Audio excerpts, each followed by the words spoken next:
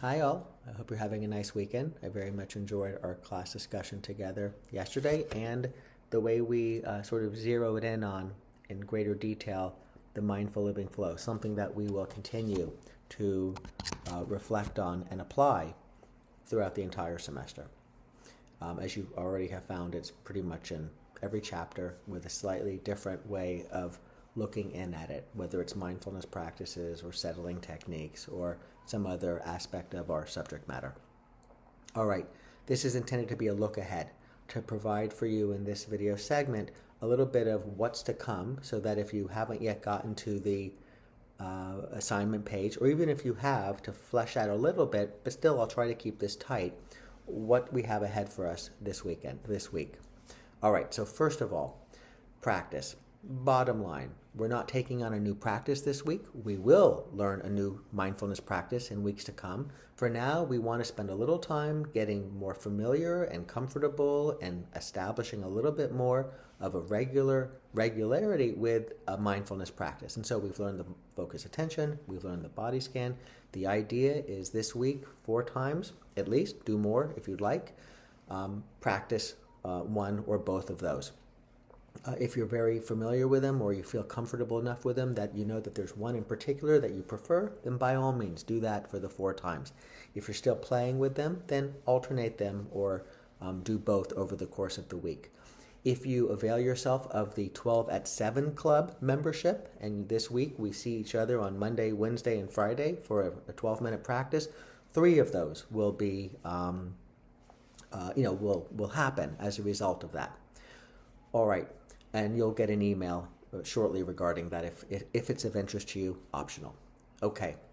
Now, in addition, we've got this PMP. Remember the PMP, the present moment pivot, I've identified as sort of a blueprint from which all of our practices will evolve. And it's 6 seconds, the PMP as a general rule, so it's a very, very, very small ask, and yet still it can be a little challenging. So a couple of reminders. Every day, and this is part of habit formation, and if nothing else, will be helpful for helping to establish a regular mindfulness practice. And I'm assuming you have that on your mind as something that you would like to, to do. Every day in your practice chair, sit down and do the 6-second PMP. We can do that together now. And remember, the settle part, the middle part, the breathing part, usually, you can now adapt. So if you prefer box breathing or triangle breathing or line breathing or just the regular natural breath, you bring that into it for the settle part. So join me if you'd like as I take my seat. I take a slower, deeper breath. I look around and I say, I am here. Okay. The invitation is also, to the extent that you find this to be a curious or interesting endeavor, every day you sit down, every time you sit down, see if you might remember to do the PMP. The idea is, just practically speaking, because I do everything that I share with you all. I don't always do these things, but when I share it with you all, I do it as well. I'll probably remember 6 times between now and Friday to do a PMP when I'm sitting down various times during the week. So it's not like I'm expecting myself to remember every time I sit down. It's not like I want to remember every time I sit down. But by having this on my mind as an intention, I probably will remember a handful of times, and that's the intention. It is not to like have a post-it like on your hand that says, remember to do the PMP and do it every time you sit down. That's not the intention. I don't know that that would be valuable, but it is the idea of beginning to have these little interstitial moments of pivoting to being a little bit more alert to our present moment experience in a very casual way, such as this. Last week we discussed, or 2 weeks ago we discussed, but we didn't get to it in class, but we will this week also, and this is again just part of the general application of the PMP into our daily lives, again, as a blueprint, as sort of a part of the genetic code of all of the practices, but in a much more simplified and concentrated form. When you get to your PMP point, that's the point outside that you have designated, the specific spot. Stop, pause, and then do the PMP, again, with that settle part being adapted for whatever breathing practice is most, resonant with you. Okay, that's the practice for this week.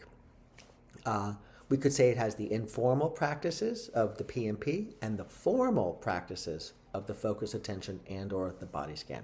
All right, moving on now to the readings and the writing assignment. So first, there is no writing assignment this week. There's nothing you need to turn in on Wednesday. There's nothing you need to turn in class on Friday. I think you may well write things down, make notes so that we'll have a class discussion, because I do provide on the assignment page where I would like you to reflect on certain aspects of the readings, both new readings and prior readings that we haven't gotten to, so that we can have a nice conversation in class. So here's a little bit of an overview for that. First, the science, and this is important. This isn't on the class website. I'm not going to elaborate on this and have you read all this. I'm going to share it with you now. So first, we have two articles, two very short, 1 page, 1.5 page articles from Science Daily, an online resource on science findings that look at 2 mindfulness studies. By the way, both of them were done at the University of Miami. Me in collaboration with the JAW Lab, with the research that we've been doing. So these sort of, are local. They're from, they're our own, local home environment. One involves undergraduates, and some of you may have been undergraduates here, and some involve our elite athletes. In this case, the football team. And I know that some of you are elite athletes. Now, here's the idea. There were these 2 articles, so please look over these 2 articles, but in particular, look at the methods, meaning how were the studies designed. One group, it was broken into groups. One group got a mindfulness training. The other group was a control. It might have been a group that didn't do anything. It might have been what's called an active control, where they did something similar amount of time, similar frequency, but it wasn't a mindfulness training. It was something different, but and we'll talk about where an active control is maybe a little bit more of a useful in the experimental design world than just a control, which might be a group of people that didn't do anything. So we'll talk about that, but just notice that as you're reading. What type of practices were done, if that's made clear, because now you're beginning to understand that mindfulness practices isn't just one thing, but it does have certain qualities or characteristics. So consider that. What was the duration?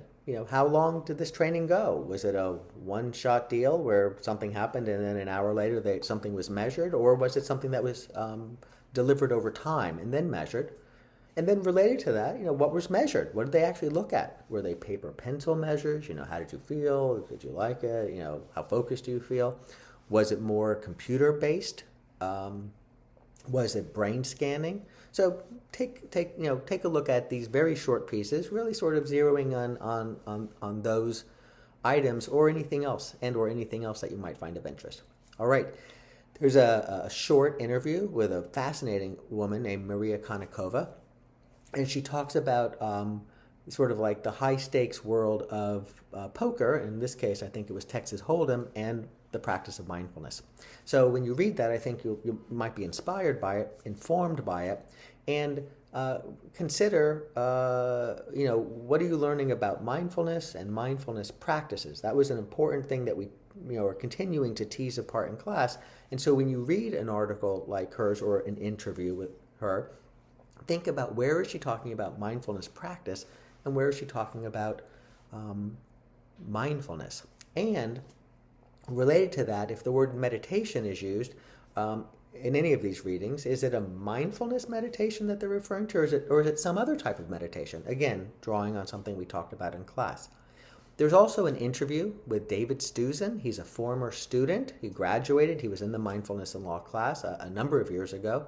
He went on to, I think, Greenberg Traurig for a couple of years, and then he is now corporate counsel for HIG Capital. So, he's immersed in the practice of law from a variety of different perspectives, and I think you'll very much enjoy his discussion of mindfulness practices, mindfulness, again, as you're reading and as you're listening in this case, to look for those distinctions, and the practice of law and well-being, and a lot of insight. There's a lot of insight that he, I think, shares. All right, lastly, there is the chapter. So there's one chapter, a new chapter in the book, and the chapter is chapter 6, titled Solitude. Now, in many ways, this week is a week for you to really focus on your practicing. Rather than have you take time and think about it and write something and turn it in, you don't have that this week. You could see it as freeing up a little time for practice, and also, just a little different change of pace. But nonetheless, when you come to class, much as if you were to have written down your answers, we'll be discussing these things. So it's still actively engaged in the material, just without the writing part. I say this because the chapter on solitude, I think, offers us a lot. It offers us a lot, both in terms of maybe in some ways lightening the load of what we perceive to be what the practice of mindfulness is and what it requires. So there's something along those lines embedded in this reading. It also approaches solitude from a very different perspective than you might be thinking, and that's made clear early on. So this isn't about getting away from everyone and going into a cave or closing your door and removing yourself from the world. It's I think much more